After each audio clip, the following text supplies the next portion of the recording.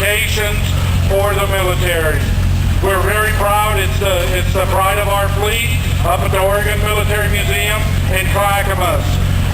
Followed by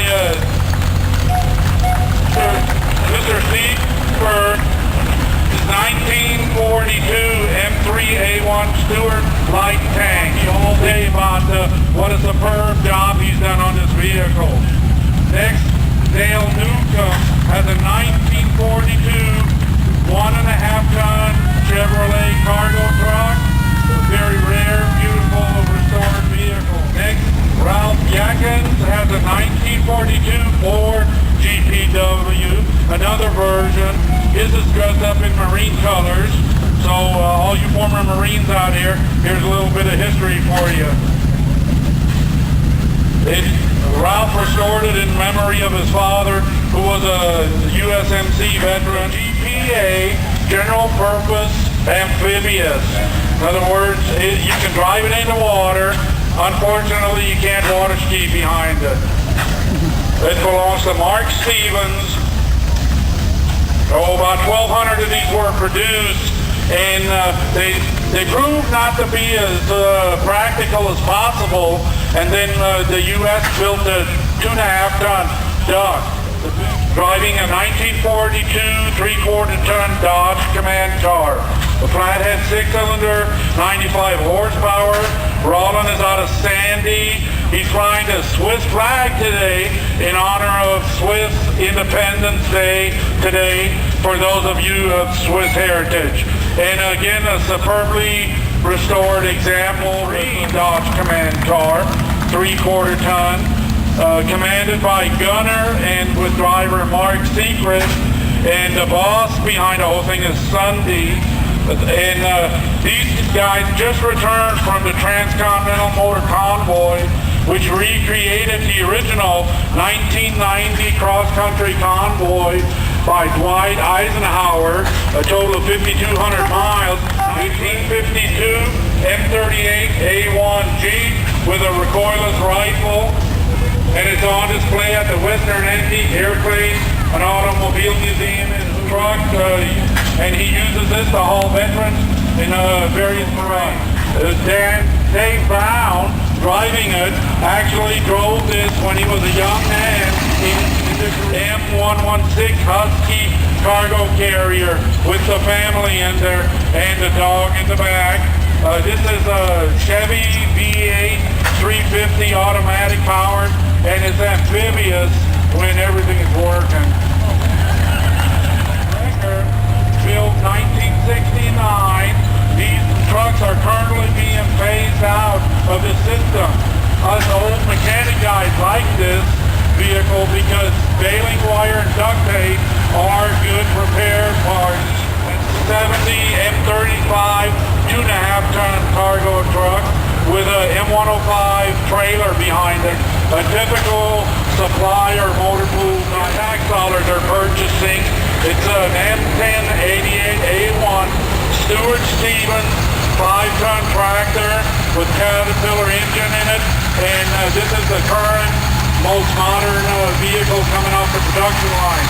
If you're watching the footage on TV, you'll see either this or a version with armored cab on it, performing service all through the different areas of by the Smith family of Eugene, Oregon.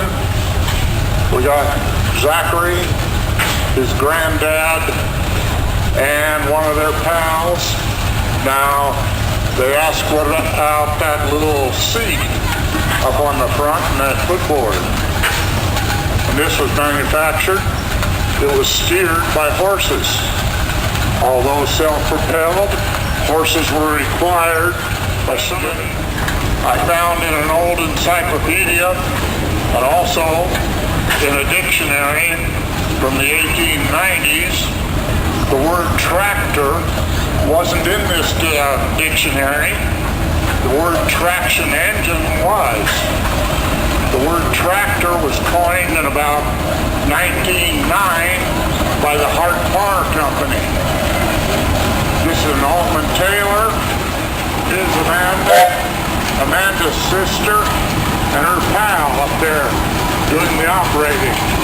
This engine did sawmill work, plowing, threshing, all up and down the Willamette Valley in the old days.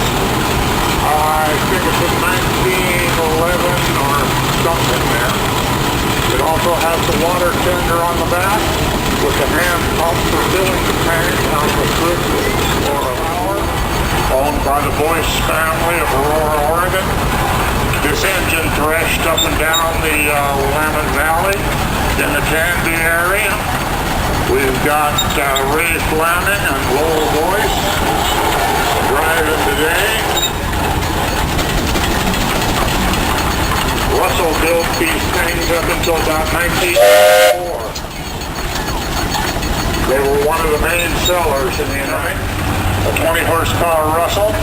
The great-grandkids are carrying on the tradition of steam. They're learning about the engine, how to operate it safely. They're graduates of our steam school here.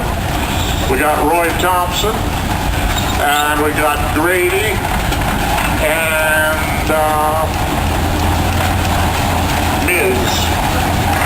Grace, yes, Grace Hagenauer.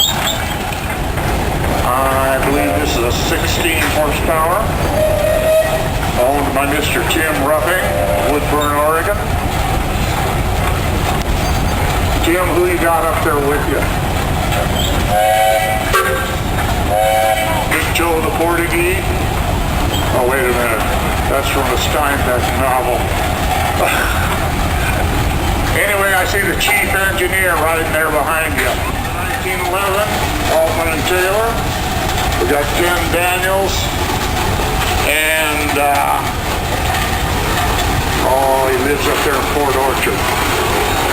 Can't remember his name. I'm getting too old. Or maybe he's getting too old. We got a Case, 45 horsepower, owned by the Paul Du Chateau family. We got Paul. We got McKenna.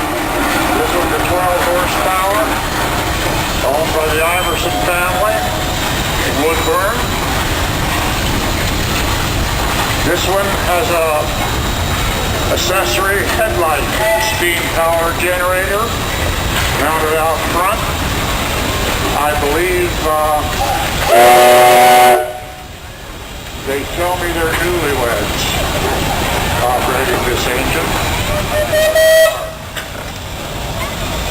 Got Coos Bay Bob, Big Joe, we got the other Bob, now we got Kyle all operating this. In case like to advertise the belt or flywheel horsepower, 75.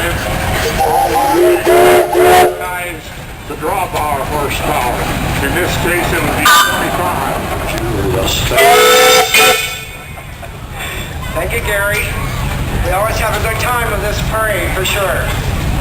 Just taking a second and explaining the lineage. Look at this tractor from the 20s, teens and 20s.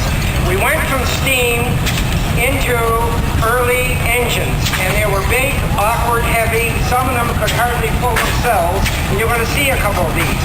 So this was the period, the teeny from the international lineage. Chuck just restored this a week before we put it on display, a great restoration job. And of course we have the venerable McCormick Reaper, which came along in the late 1800s. It was the first mechanical device for assisting with harvesting on the farm, particularly wheat and other grains. We were talking about big mechanical tractors and the wheels. If you look at it, it looks a lot like your traction engine. It's got the same front end, rear end, framing, but it's got an engine.